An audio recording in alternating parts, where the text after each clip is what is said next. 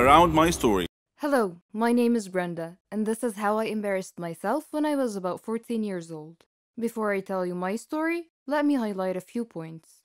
All teens experience some amount of anxiety at times. It is actually a normal reaction to stress, and sometimes it even helps them deal with overwhelming situations. For many teens, things like public speaking, final exams, or even going out on a date can cause feelings of anxiety. For some teens, however, anxiety can go beyond these typical symptoms to negatively affect friendships, participation in activities, and even their schoolwork. And do not get me started on how being a teenager is made of the devil's blood. Okay, that was an innocent joke, but I do mean it. So, back to our story. I was sitting in class behind the cutest guy in my grade. His name was Josh, and I just wanted to ask for his phone number, but I was painfully shy and terribly afraid of being rejected. But it was almost time for the school dance. I wanted to go with him, but there was no way on earth I could have done it face to face. I tried to talk myself through the anxiety and convinced myself to actually go through with it. I debated with myself for a while, missing most of that day's in-class instructions before I finally decided to ask him. And I did. I did ask Josh for his number, and he agreed. He slowly took my phone, typed in his number, and handed it back to me. I felt relieved. I had finally gotten the number. I mean, I was wrong. There was nothing to be anxious about. I had made it much worse in my mind than it actually was. It was actually nice to realize I was anxious over nothing, to be over it and have his number. I got home later that day and I was so excited to call or text Josh. But because I'm socially awkward, I decided to try and text him. But the message didn't deliver. I checked the number he gave me and noticed that it included the digits 911, which indicated to me that he had given me a fake number. Maybe he was trying to avoid me. I suddenly became aware of how weird I had acted towards him. I didn't have much of a relationship with the guy before asking for his number. There was no rapport between us, so it came across as creepy when I asked him. I also asked him in the middle of class by tapping him on the shoulder. There was nothing smooth or even normal about how I went about it. I hadn't acted immoral, but it was painfully awkward, socially inappropriate, and thus doomed to fail. The encounter was painful, but from it I suppose I learned some lessons on how to appropriately socialize. I also learned that it is incredibly easy to miss obvious signs that other people are giving you when you're anxious, because you're so absorbed with yourself that you miss social cues.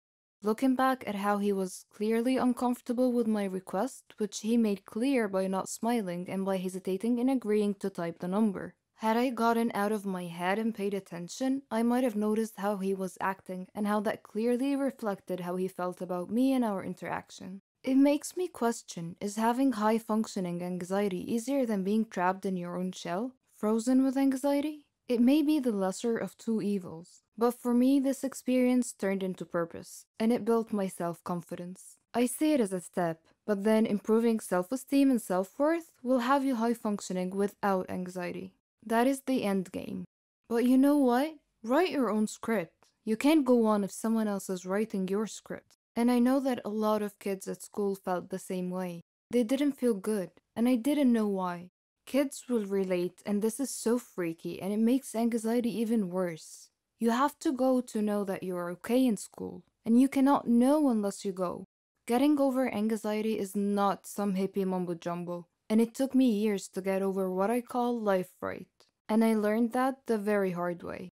Now, does the devil joke make sense? Hey, my name is Rachel. In high school, the homecoming dance was coming up. I happened to confide that I had a crush on a popular guy to another girl in my class. Unbeknownst to me, they were very good friends, and this girl offered to put in a good word for me. The next day she told me my crush would totally say yes if I asked him. So in between periods, I found my crush in the hallway, asked him to the homecoming dance, and he said yes.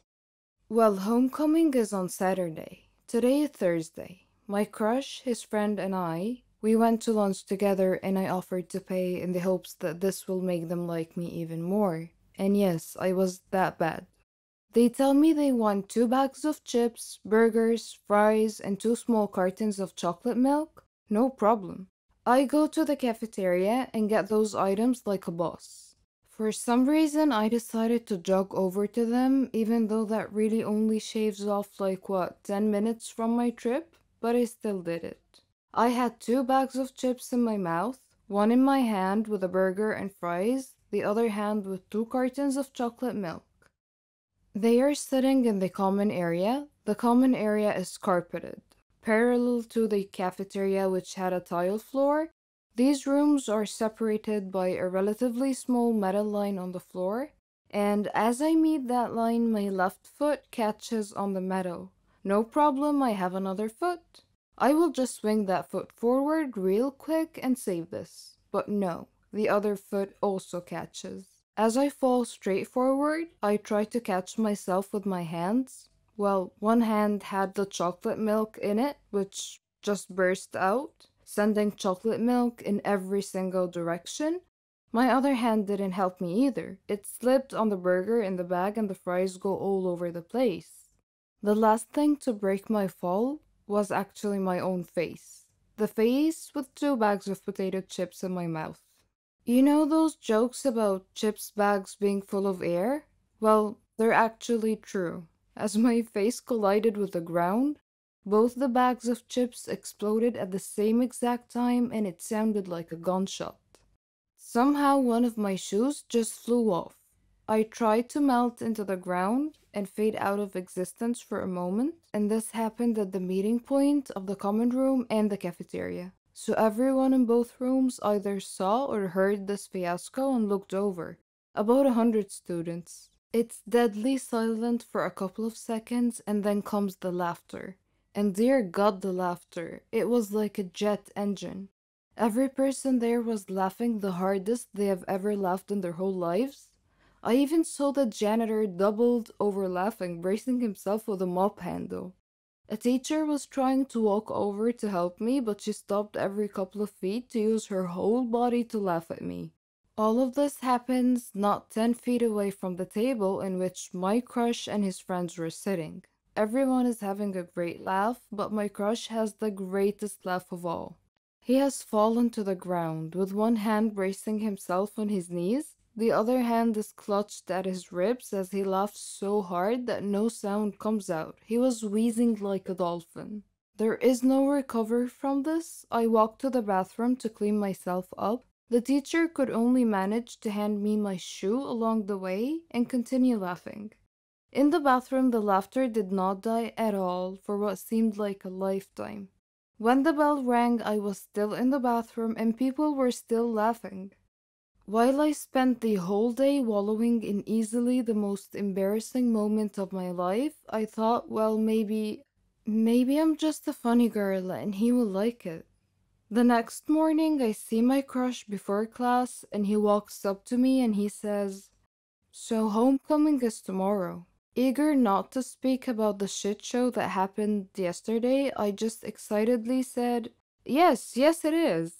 And then he delivers a crisp and says, so this girl that I actually like asked me to go to the dance with her, so I think I'm gonna go.